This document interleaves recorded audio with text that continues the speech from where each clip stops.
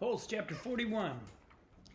Zero's condition continued to improve, meaning he kept getting better. Stanley slowly peeled an onion. He liked eating them one layer at a time. Look at peeling an onion. The water hole was now almost as large as the holes he had dug back at Camp Green Lake. It contained almost 2 feet of murky water. Stanley had dug it all himself. Zero had offered to help, but Stanley thought it better for Zero to save his strength.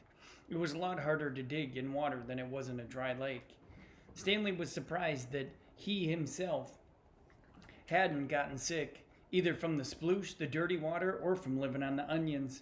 He used to get sick quite a lot back at home. Both boys were barefoot.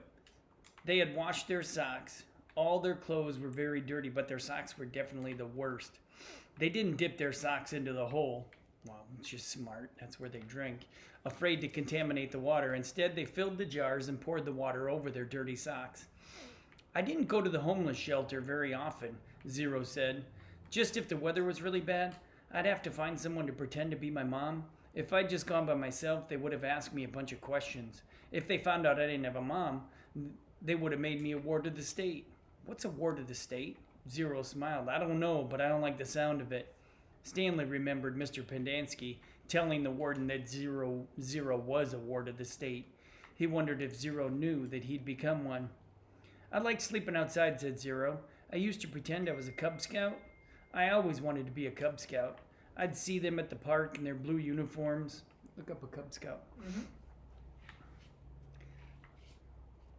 I was never a Cub Scout, said Stanley. I wasn't good at social stuff like that. Kids made fun of me because I was fat. I liked the blue uniform, said Zero. Maybe I wouldn't have liked being a Cub Scout. Stanley shrugged one shoulder.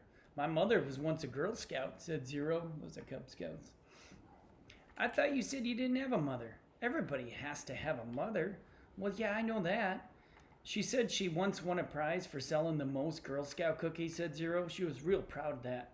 Stanley peeled off another layer of his onion.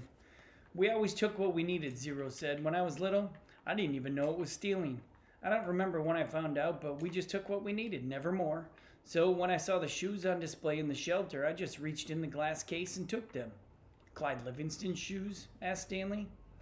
I didn't know they were his. I just thought that they were somebody's old shoes. It was better to take someone's old shoes, I thought, than steal a pair of new ones. I didn't know they were famous. There was a sign, but of course I couldn't read it. Then the next thing I know, everybody's making this big deal about how the shoes are missing. It was kind of funny in a way. The whole place is going crazy, and there I was, wearing the shoes, and everyone's running around saying, "What happened to the shoes? The shoes are gone." I just walked out the door. No one noticed me. When I got outside, I ran around the corner and immediately took off the shoes. I put them on top of a parked car. I remember they smelled really bad. Yeah, those were them, said Stanley. Did they fit you? Well, pretty much. Stanley remembered being surprised at Clyde Livingston's small shoe size.